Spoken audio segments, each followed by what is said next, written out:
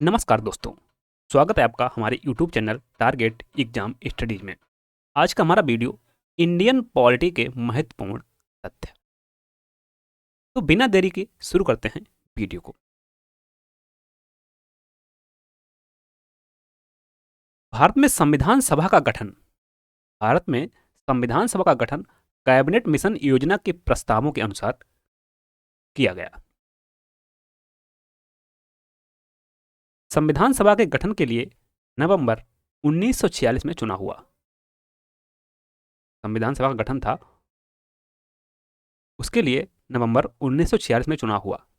3 जून 1947 के भारत संविधान की योजना की भारत घोषणा के बाद संविधान सभा का पुनर्गठन किया गया।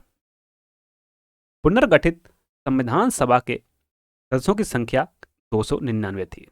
299 थी। अब जो संविधान सभा की प्रथम बैठक हुई थी वह 9 दिसंबर 1946 को हुई और इस बैठक में डॉक्टर सच्चिदानंद सिन्हा को अस्थायी अध्यक्ष चुना गया। तो संविधान सभा का अस्थायी अध्यक्ष कौन था? सच्चिदानंद सिन्हा। 11 दिसंबर 1946 को डॉक्टर राजेंद्र प्रसाद को संविधान सभा का स्थायी अध्यक्ष चुना गया। संविधान निर्माण का कार्य संविधान सभा द्वारा 13 दिसंबर 1946 से तब प्रारंभ हुआ जब जवाहरलाल नेहरू द्वारा संविधान निर्माण के लिए उद्देश्य प्रस्ताव पेश किया गया। अब जो उद्देश्य प्रस्ताव था यही बाद में जाकर संविधान की प्रस्तावना बना। संविधान सभा के संवैधानिक सलाहकार पद पर बी एन राव संवैधानिक सलाहकार थे संविधान सभा के। संविधान सभा ने संविधान निर्माण की समस्या के विभिन्न पहलुओं के संबंध में अनेक समितियां नियुक्त की, जिसमें प्रमुख थी संघ संविधान समिति, प्रांतीय संविधान समिति, संघ शक्ति समिति, परामर्श समिति जो मूल अधिकारों, अल्पसंख्यकों आदि से संबंधित थी, तथा वार्ता समिति।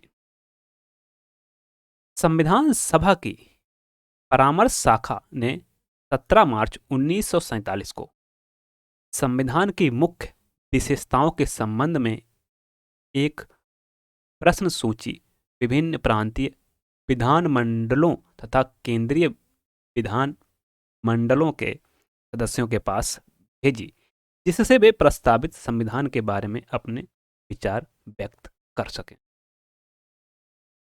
परामर्श समिति ने संविधान का पहला प्रारूप अक्टूबर 1947 में तैयार किया। 29 अगस्त 1947 को संविधान सभा ने डॉक्टर भीमराव अंबेडकर की अध्यक्षता में प्रारूप समिति का गठन किया। अर्थात प्रारूप समिति का गठन इसकी अध्यक्षता में किया गया, डॉक्टर भीमराव अंबेडकर की। इस समिति के अन्य सदस्य थे N Gopalaswami Ayyangar, Alladi Krishnaswami Ayyar, Mohammad Saadulla, K M Munshi, B L Mittal और डी पी खेतान। कुछ समय बाद बी एल मित्तल के स्थान पर एन माधवराव को तथा डी पी खेतान की मृत्यु के बाद टी टी कृष्णामाचारी को नियुक्त किया गया। प्रारूप समिति को यह कार्य सौंपा गया था कि वह परामर्श समिति द्वारा तैयार किए गए संविधान का परीक्षण करे और फिर संविधान को विचार के लिए संविधान सभा के समक्ष प्रस्तुत करे। प्रारूप समिति ने भारत के संविधान का प्रारूप तैयार करके उसे 8 फरवरी 1948 में संविधान सभा के अध्यक्ष के 15 नवंबर 1948 के संविधान के प्रारूप पर प्रथम वाचन प्रारंभ हुआ। 26 नवंबर 1949 को संविधान के प्रारूप पर अंतिम वाचन समाप्त हुआ और इसी दिन संविधान को संविधान सभा द्वारा पारित कर दिया गया। जिस दिन संविधान को अंतिम रूप से पारित किया गया उस दिन इसमें कुल 395 अनुच्छेद और 8 अनुसूचियां थीं। 26 नवंबर 1949 को संविधान के उन अनुच्छेदों को परिवर्तित कर दिया गया जो नागरिकता, निर्वाचन तथा अंतरिम संसद से संबंधित थे। संविधान सभा का अंतिम दिन 24 जनवरी 1950 था और इसी दिन संविधान सभा के सदस्यों द्वारा संविधान पर हस्ताक्षर किया गया। 26 जनवरी 1950 को संविधान सभा को अंतरिम संसद में परिवर्तित कर दिया गया।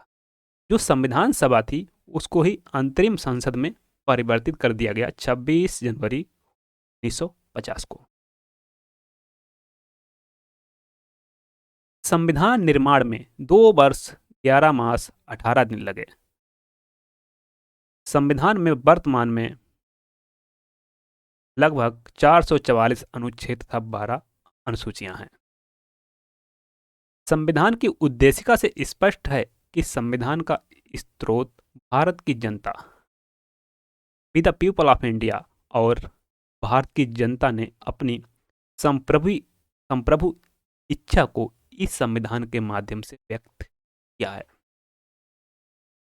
संविधान की उद्देशिका के अनुसार भारत को एक प्रभुत्व संपन्न लोकतांत्रिक धर्मनिरपेक्ष समाजवादी गणराज्य बनाने का निश्चय किया गया है। उद्देशिका में प्रयुक्त प्रभुत्व संपन्न शब्द का तात्पर्य है कि भारत आंतरिक या बाह्य दृष्टि से किसी विदेशी सत्ता के अधीन नहीं है और प्रभुत्व संपन्नता भारत की जनता में निहित है। लोकतांत्रिक शब्द का तात्पर्य है कि भारत की सरकार की शक्ति का स्रोत भारत की जनता है तथा जनता द्वारा निर्वाचित प्रतिनिधि देश का शासन चलाते हैं। पंथ निरपेक्ष शब्दावली को संविधान की उद्देशिका में 1976 में 42वें संविधान संशोधन द्वारा जोड़ा गया। समाजवादी तथा अखंडता शब्द भी संविधान की उद्देशिका में 42वें संविधान संशोधन 1976 द्वारा जोड़े गए थे। उद्देशिका में प्रयुक्त गणतंत्र शब्द का तात्पर्य है कि भारत का राज्याध्यक्ष वंशानुगत नहीं होगा। संविधान का उद्देश्य लोगों को सामाजिक, आर्थिक तथा राजनीतिक न्याय, विचार, मत, विश्वास तथा धर्म की स्वतंत्रता, पद एवं अवसर की समानता, व्यक्ति की गरिमा तथा राष्ट्र की एकता के लिए बंधुत्व को प्रदान करना है। उच्चतम न्यायालय के निर्णय के अनुसार संविधान की उद्देशिका संविधान का भाग है, इसमें संशोधन किया जा सकता, अर्थात उद्देशिका जो है वह संविधान का ही भाग है और इसमें संशोधन किया जा सकता है और संशोधन किया गया है। 42वां संविधान संशोधन, इसमें समाजवादी, धर्मनिरपेक्ष और अखंडता शब्द जोड़े गए। भारतीय संविधान में संघात्मक तथा एकात्मक दोनों संविधान के तत्व हैं और यह सामान्यतः संघात्मक संविधान के रूप में कार्य करता है और विशेष परिस्थिति में एकात्मक संविधान के रूप में कार्य करता है। अर्थात हमारा संविधान सामान्य समय में संघात्मक है और आपातकाल के समय एकात्मक है। प्रोफेसर हेयर के अनुसार भारत का संविधान अर्धसंघीय संविधान, आइवर जेनिंग्स के अनुसार भारत के संविधान में केंद्रीय कर्ण की सशक्त प्रवृत्ति है। संविधान के परिवर्तन के समय भारत में 4 वर्ग आवासा दा के राज्य थे। 7वें संविधान संशोधन 1956 द्वारा राज्य के 4 वर्ग को समाप्त कर दिया गया तथा संघ के राज्यों तथा संघ राज्य क्षेत्रों को शामिल किया गया।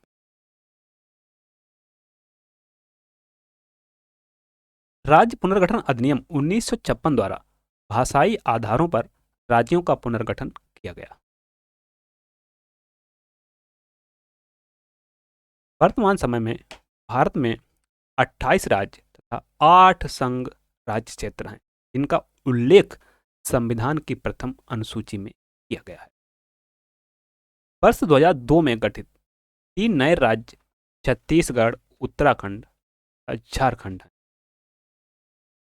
नए राज्यों को गठित करने या विद्यमान राज्यों के नामों, सीमा परिवर्तन आदि का अधिकार संसद में निहित और किसी राज्य का नाम, सीमा परिवर्तन संसद के साधारण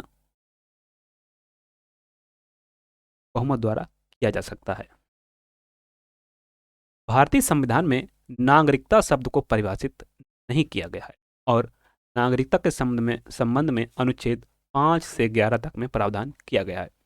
भारतीय संविधान के अनुच्छेद 11 में किए गए प्रावधानों के अनुसरण में संसद ने भारतीय नागरिकता अधिनियम 1955 पारित किया है। यदि कोई व्यक्ति अपनी इच्छा से विदेशी राज्य की नागरिकता अर्जित कर लेता है तो उसकी भारतीय नागरिकता स्वतः समाप्त हो जाती है। यदि दूसरे राज्य की नागरिकता ले ली तो भारत की नागरिकता है वह अपने आप समाप्त हो जाती है। भारत में नागरिकता जन्म से वंशक्रम पंजीकरण द्वारा देशीयकरण तथा अर्जित भू भाग को सम्मिलित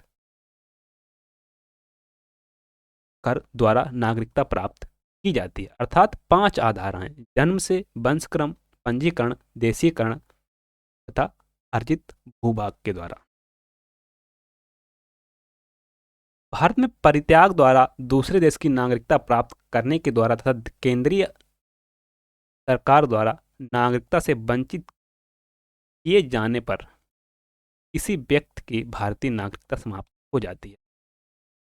संविधान के भाग 3 में अनुच्छेद 12 से 35 में उन अधिकारों तथा संरक्षणों का वर्णन किया गया है जो व्यक्तियों के लिए मूलभूत हैं। संविधान के अनुसार कुछ पद केवल भारतीय नागरिकों के लिए आरक्षित हैं, जैसे राष्ट्रपति का पद, उपराष्ट्रपति का पद, उच्चतम न्यायालय तथा उच्च न्यायालयों के न्यायाधीशों के पद, महान्यायवादी के पद, राज्यपाल का पद तथा महाधिवक्ता का पद। संविधान के प्रवर्तन के समय संविधान द्वारा 7 प्रकार के मूलाधिकार प्रदान किए गए थे, लेकिन 44वें संविधान संशोधन द्वारा संपत्ति के अधिकार को मूल अधिकार सूची से हटाकर संपत्ति का अधिकार के तहत एक कानूनी अधिकार बना दिया गया। संविधान द्वारा प्रदत्त मूल अधिकार: पहला है समता का अधिकार, स्वतंत्रता का अधिकार, शोषण के विरुद्ध अधिकार, धार्मिक स्वतंत्रता का अधिकार, संस्कृति तथा शिक्षा संबंधी अधिकार और संवैधानिक उपचारों का अधिकार। अनुच्छेद 14 के अधीन विधि के समक्ष समता तथा विधियों के समान संरक्षण का अधिकार प्रदान किया गया है। अनुच्छेद 15 के अधीन धर्म, मूल वंश, जाति, लिंग या जन्म स्थान के आधार पर भेदभाव का निषेध किया गया है। अनुच्छेद 16 के अधीन भारत के सभी नागरिकों को राज्य के अधीन सरकारी नौकरियों में समान अवसर का अधिकार प्रदान किया गया है। अनुच्छेद 17 के अधीन अस्पृश्यता का अंत किया गया है।